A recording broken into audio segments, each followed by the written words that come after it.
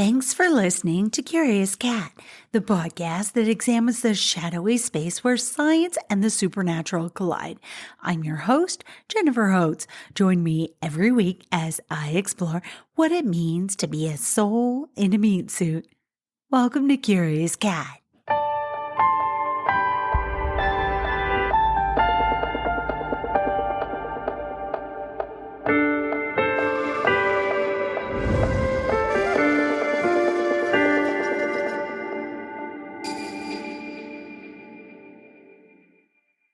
In a recent conversation with a beautiful mage in a far-off mountain range that will remain nameless, we stumbled into a topic I'd been thinking about lately, how anger has been the emotion that's popped me out of periods of malaise. It's also helped me snap my focus onto something that's not okay happening in a sea of noise and helped me to get into action mode with that kindling in my belly.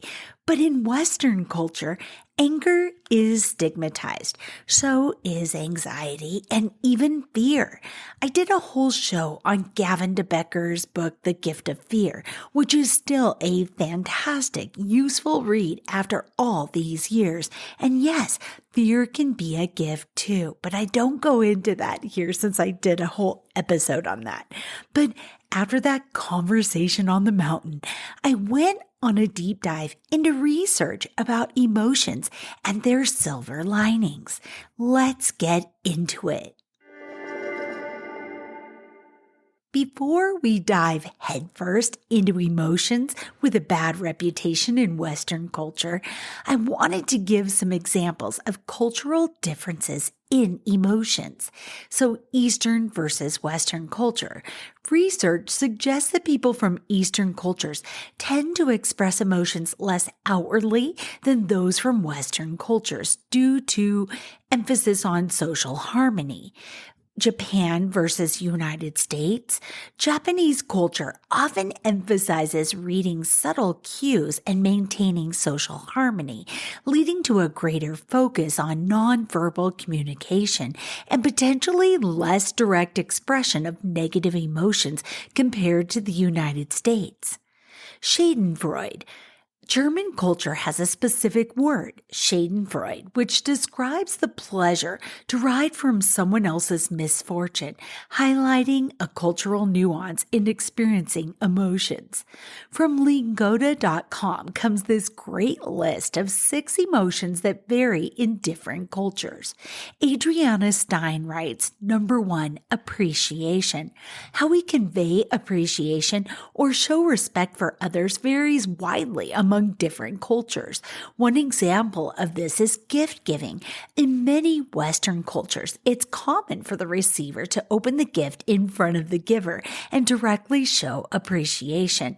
We even go a step further to show our appreciation for the gift by thanking the receiver even if we don't like the gift.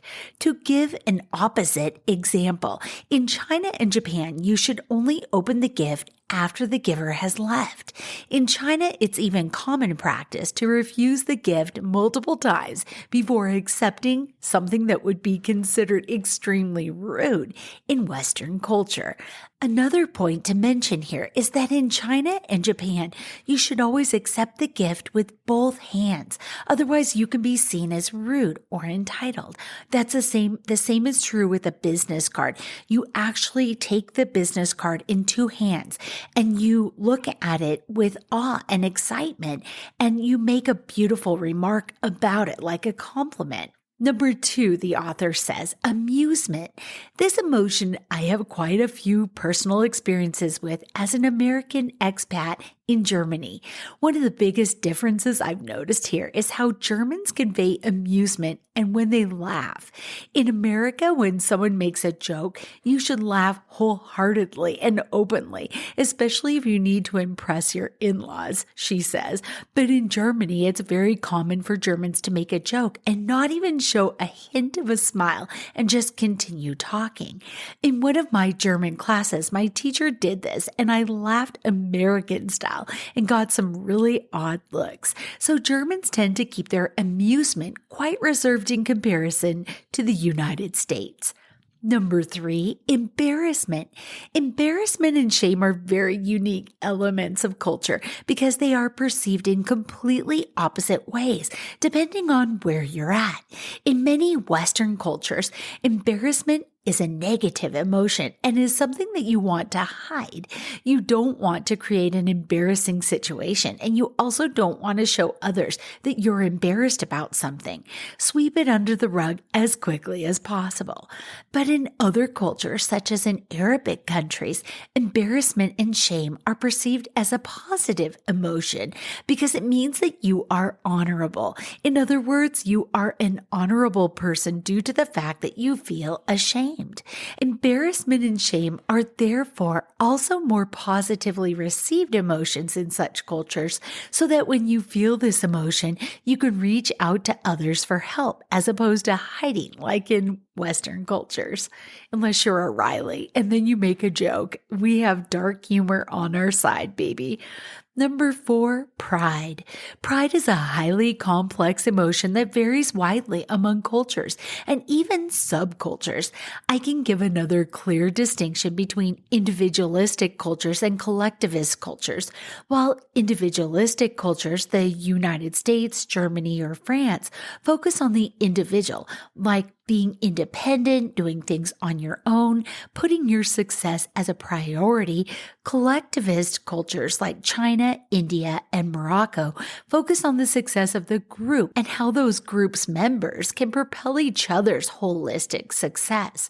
How pride is displayed in the workplace makes a big difference here. In individualistic cultures, a common goal might be to increase your salary and then share pride in that to others. But in collectivist cultures, they'd be more focused on sharing their total goals as a group rather than individuals. They might even negatively perceive this focus on your own salary or any statement about the fact because it detracts from the group. 5, grief. While every culture experiences grief in some form, how that grief is expressed, or rather allowed to be expressed, comes in many shapes and forms. To give a few different examples, in Orthodox Islamic cultures, divorce is considered more traumatic than the loss of a loved one, a concept in Western cultures that might not even fit into the category of grief. In European Catholic traditions, grief is often expressed with stoicism, and grand emotional displays are perceived negatively, especially for men. But in African and Caribbean cultures, grief is more openly shown and even encouraged for both sexes. The more loudly you grieve, the more respect you show the deceased. Number 6, anger. According to a study about the positive and negative effects of anger, anger can be perceived both positively or negatively depending on the culture and context. They compared the U.S., who negatively perceives anger, with Japan, who positively associates power with expressions of anger. In America, anger is considered a negative emotion that should be withheld. If you don't withhold it, then people question if you are mentally stable. But in Japan, those who have power are encouraged to show anger, to portray that power. If powerful people don't express anger, they will inherently lose their power, or at least are perceived as such, which is why anger expressions have a positive effect, not only on themselves, but also others around them. Here too, intonation has a large effect on how certain anger statements are perceived. That's really interesting about Japan, because going as a tourist, and we have been in a setting with people that we know through business and friendship, I can't even imagine seeing our Japanese friends as expressing anger, because really everything is very subtle there. It's very polished. It feels very buttoned up. So that would be really interesting. I don't know if I agree with that, but I haven't been there negotiating a business deal before. but I thought it was a meaty overview.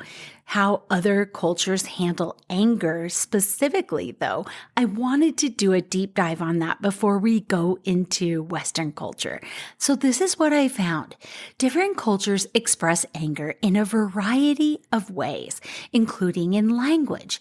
In English-speaking cultures, people may use direct language to express anger, such as, "I am furious." In Spanish-speaking cultures, people may use phrases like "estoy enojado." In Japanese culture, people may use more subtle language, such as "I am a little annoyed." Body language. In English-speaking cultures, people may use aggressive body language, such as pointing fingers or raising their voices. In Japanese culture, people may keep their hands close to their body to restrain their emotions. Facial expressions. In Spanish-speaking cultures, people may use vivid facial expressions to show their emotions. In British culture, facial expressions may be more reserved. Social context. In the United States, anger is considered a negative emotion that should be withheld. In Japan, anger is positively associated with power, and those in power are encouraged to show it. In Asian cultures, anger is generally suppressed, but people of higher social status may be permitted to express it.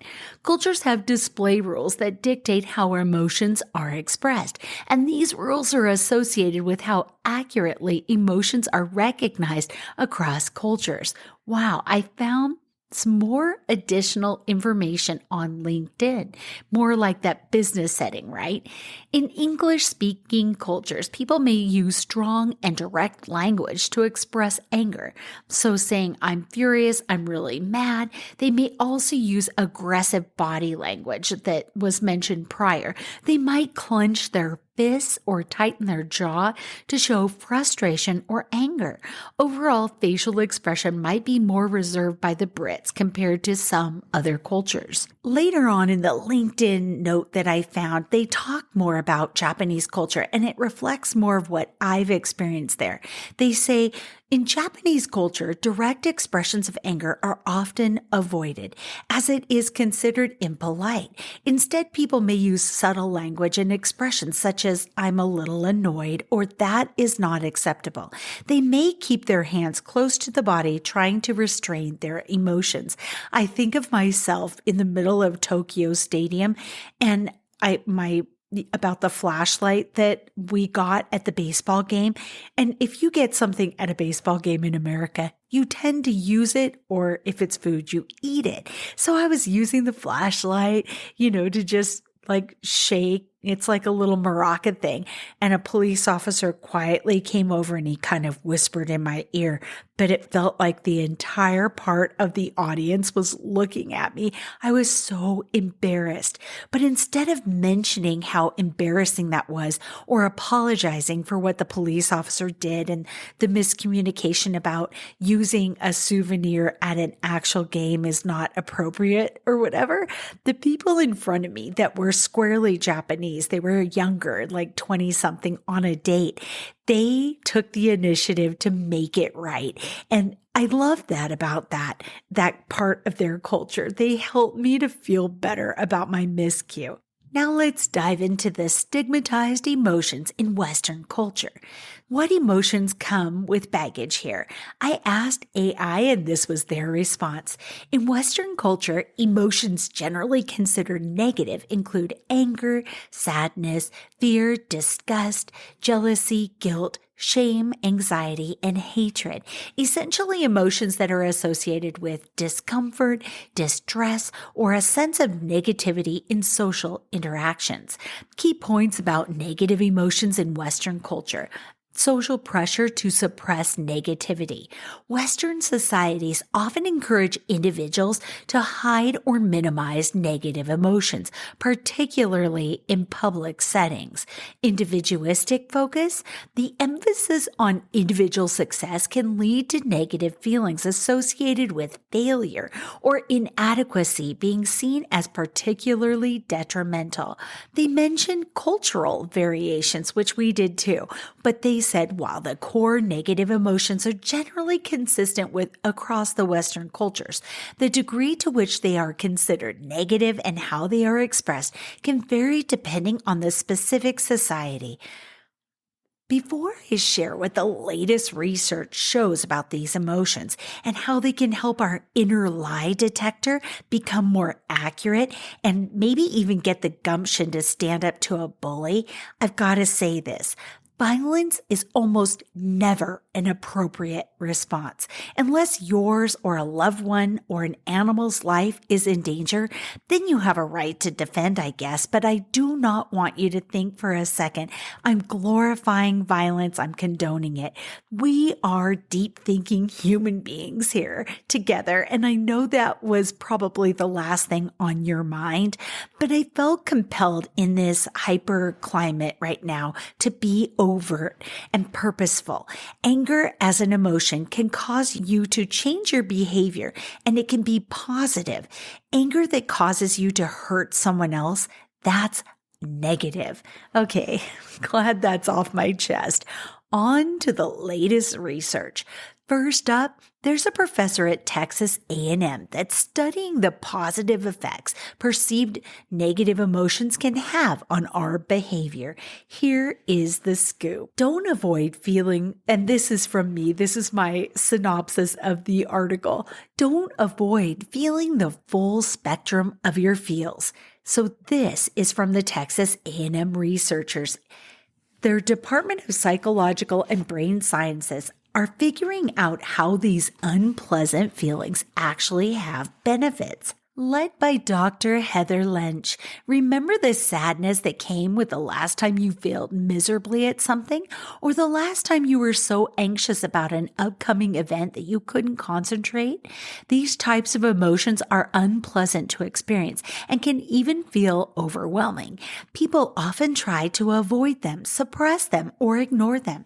In fact, in psychology experiments, people will pay money to not feel many negative emotions. But recent research is revealing that emotions can be useful. Even negative emotions can bring benefits. At Texas A&M, they're studying how emotions like anger and boredom affect people, and they're exploring ways that these feelings can be beneficial. And they're sharing the results so that people can learn how to use their emotions to build the lives they want. Their studies and many others have shown that emotions aren't uniformly good or bad for people. Instead, different emotions can result in better outcomes in particular types of situations. And I love this next quote. Emotions seem to function like a Swiss Army knife. Different emotional tools are helpful in specific situations. First up, sadness. Sadness occurs when people perceive that they've lost a goal or a desired outcome, and there's nothing they can do to improve the situation. So it feels like helplessness is sadness's bestie, right? It could be getting creamed in a game or failing a class or work project, or it can be losing a relationship with a family member. Once evoked, sadness is associated with what psychologists call a deactivation state of doing little without much behavior or physical arousal. I love that term, deactivation. It's the perfect word. Sadness also brings thinking that is more detailed and analytical. It makes you stop and think. The benefit of the stopping and thinking that comes with sadness is that it helps people recover from failure. When you fail, that typically means the situation you're in is not conducive to success. Instead of just charging ahead in this type of scenario, sadness prompts people to step back and evaluate what is happening. When people are sad, they process information in a deliberate, analytical way and want to avoid risks. This mode comes with more accurate memory, judgment that is less influenced by irrelevant assumptions or information, and better detection of other people lying. These cognitive changes can encourage people to understand past failures and possibly prevent future ones. I love that. So sadness comes with more accurate memory and it enhances our inner lie detectors. That's crazy. It also, I want to make a note of this one more time. Sadness forces us to step back from failure and look at what is happening. Sadness can function differently when there's the possibility that the failure could be avoided if other people help.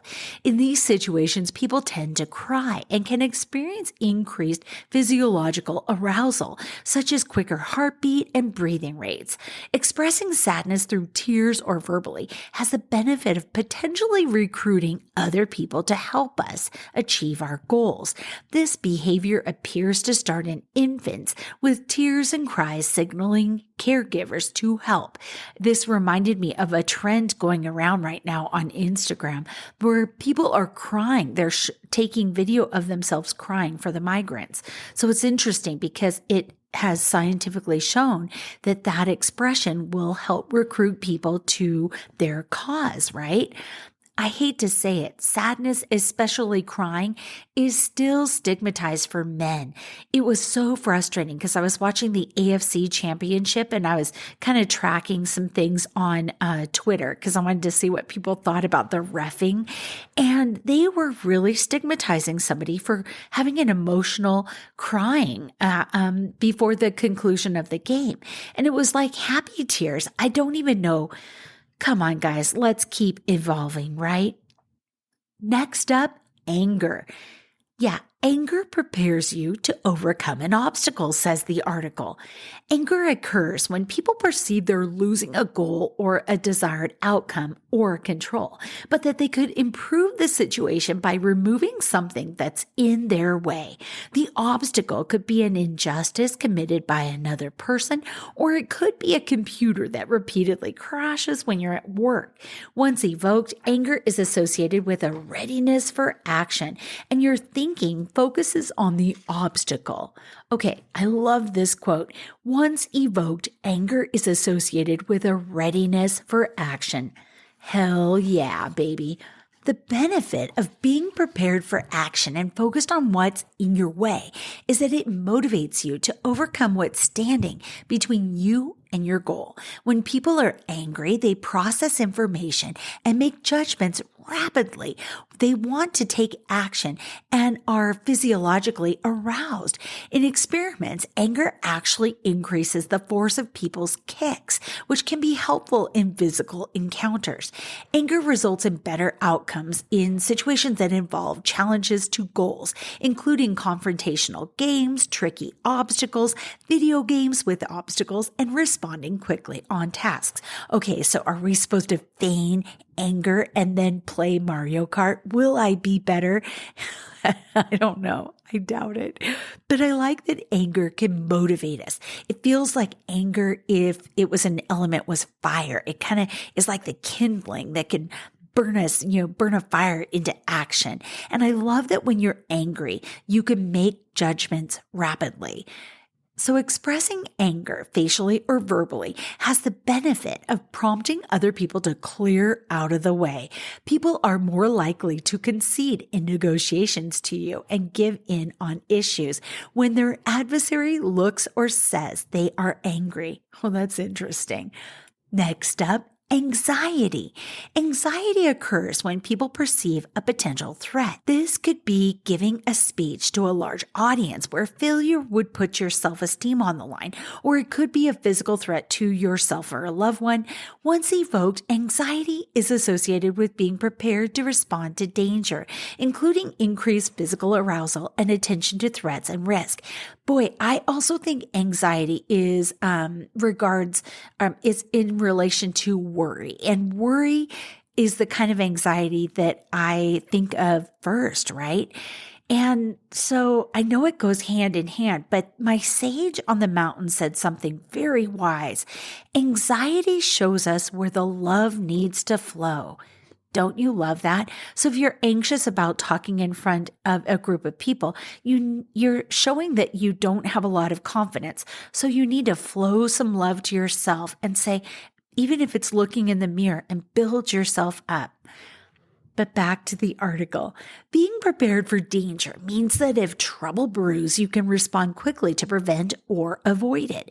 When anxious people detect threats rapidly, have fast reaction times, and are on heightened alert. The eye widening that often comes with fear and anxiety even gives people a wider field of vision. Anxiety prepares the body for action, which improves performance on a number of tasks that involve motivation and attention. It motivates people to prepare for upcoming events, such as devoting time to study for a test. Anxiety also prompts protective behavior, which can help prevent the potential threat from becoming a reality. Okay, and last but not least, boredom. Writer of the article says there is less research on boredom than many other emotions, so it's not as well understood. Researchers even debate what it is and what it does. I wanted to add to boredom and say boredom is also apathy, depression, denial. I just wanted to add those. They said boredom appears to occur when someone's current situation is not causing any other emotional response. There are 3 situations where they note where this lack can occur. Number 1, when emotions fade, such as the happiness of a new car fading to neutral. Number 2, when people don't care about anything in their situation, such as being at a large party where nothing interesting is happening. Or 3, when people have no goals. Boredom does not necessarily set in just because nothing's happening. Someone with a goal of relaxation might feel quite content sitting quietly with no stimulation. Psychology researchers think that the benefit of boredom in situations where people are not responding emotionally is that it prompts making a change. If nothing in your current situation is worth responding to, the aversive experience of boredom can motivate you to seek new situations or change the way you're thinking. Boredom has been related to more risk-seeking, a desire for novelty, and creative thinking. It seems to function like an emotional stick, nudging people out of their current situation to explore and create.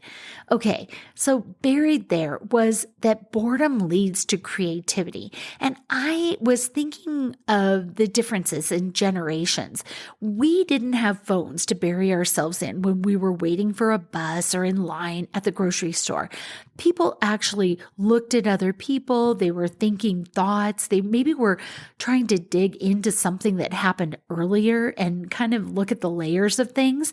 People now are a little bit uneasy not doing anything. And I feel like being bored is actually kind of a magic space that we may be exploring in the future. I love how Dr. Heather Lynch's work is destigmatizing a whole host of emotions. I found another apt article from Psychology Today, and I wanted to share some of its key points. We live in a society obsessed with positive emotion.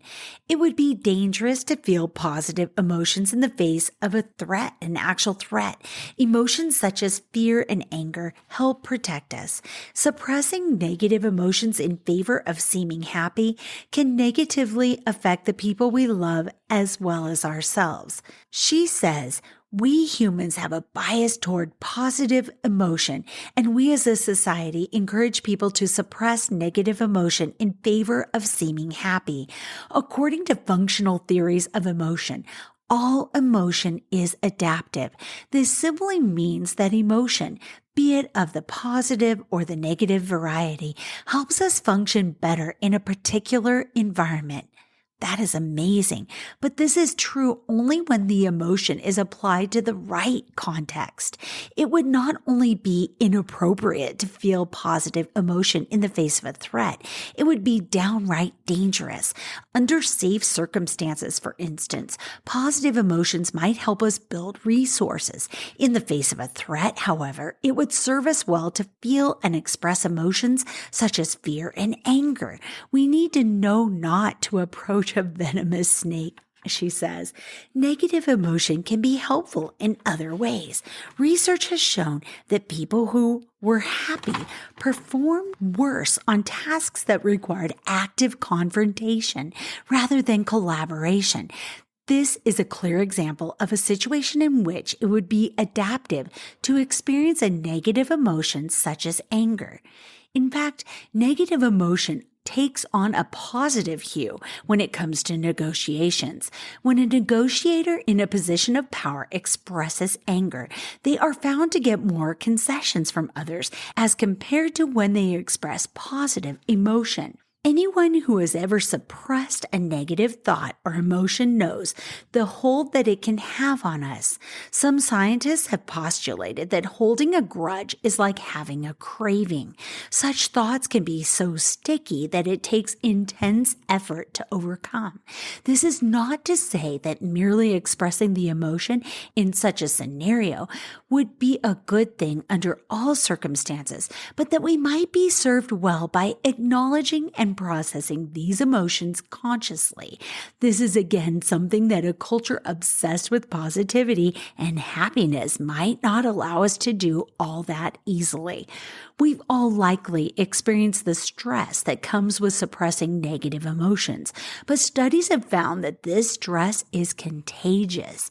Not only does suppressing emotion cause people to exhibit more threat responses in an interaction with a partner, but these threat responses also seem to be present in the partners of emotional suppressors.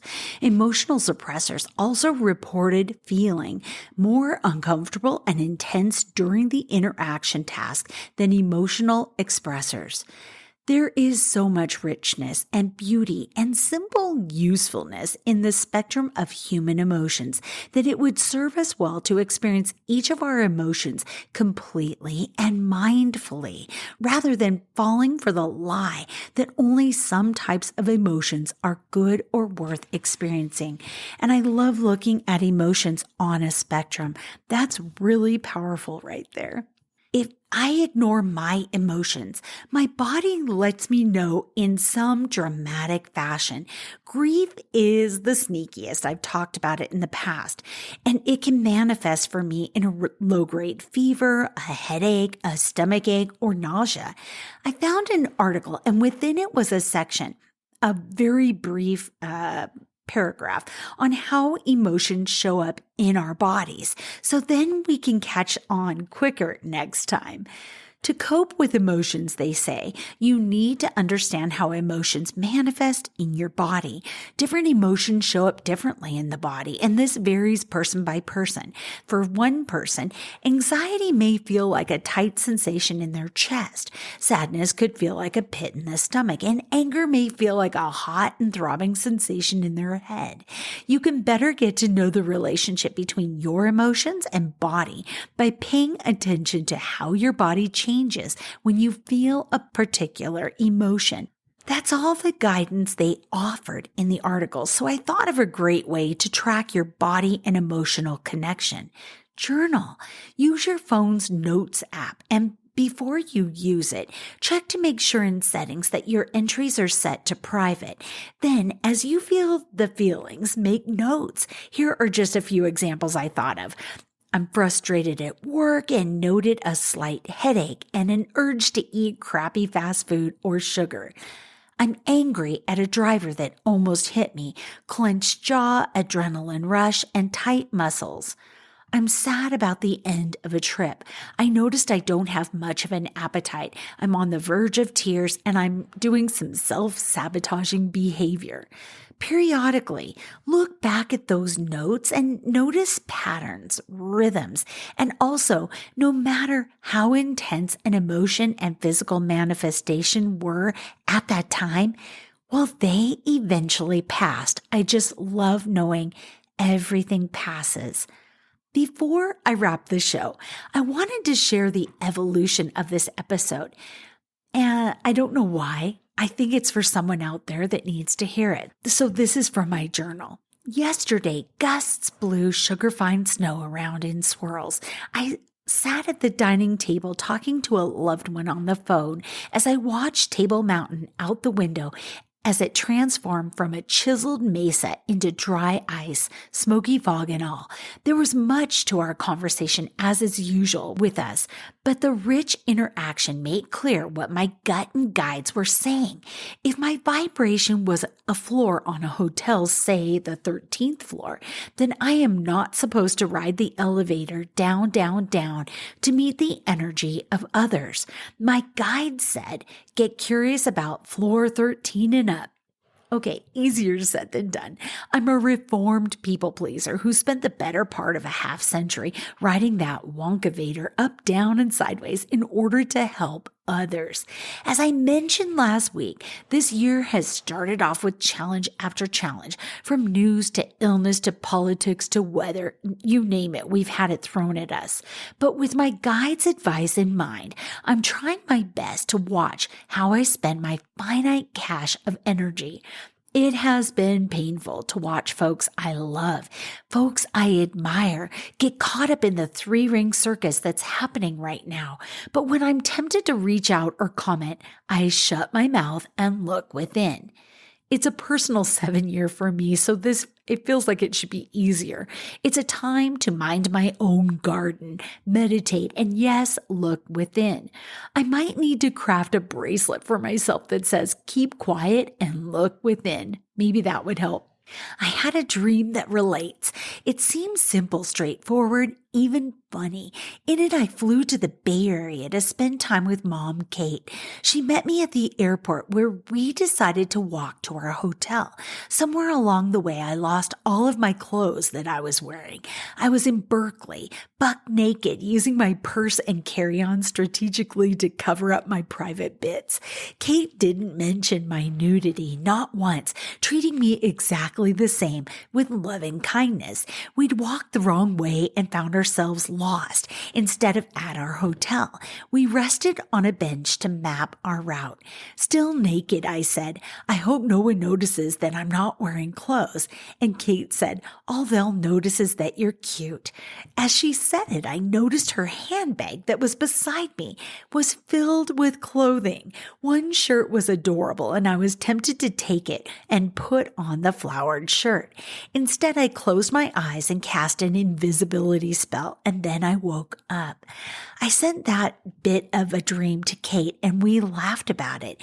Then she called me saying, I wonder if the dream means that you've been vulnerable, had no filter. You've been living in your feelings. You've been naked. I joked, well, that's great, but you should have given me a damn shirt. And we realized, oh my God, those were my clothes in Kate's handbag in the dream. She was holding on to them for me, and she hadn't said a word about my nakedness. She literally had my back, was and will continue to be integral to this phase of my life where I am my truest self. And if I ever wish to tug on some pants, well, Kate's got them folded in her bag for me. I spent years of my life not being myself. I don't regret those years because they got me to now, to this moment with you, and I am grateful. In both conversations, something came up. It's time to destigmatize anger.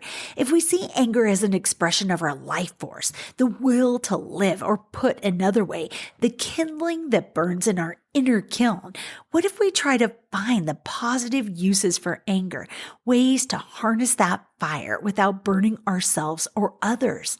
And two final thoughts. One was mine and the other came from my first conversation with a beautiful loved one on a far-off mountain. The first, sadness is a reminder to us to stop everything and nurture that emotion. Give it attention and TLC.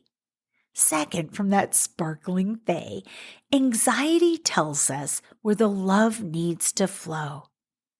Isn't that just the most concise, stunning 9 words to remind us to give care to ourselves? Until next week, stay curious. I love you.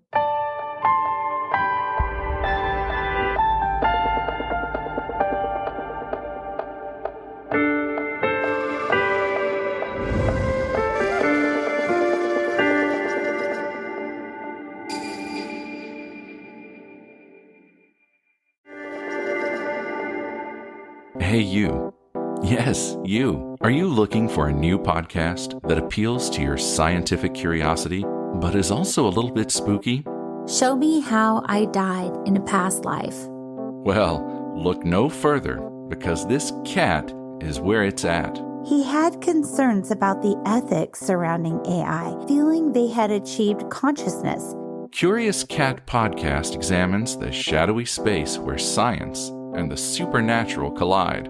Listen every week with your host, Jennifer Holtz, as she and her guests explore what it means to be a soul in a meat suit.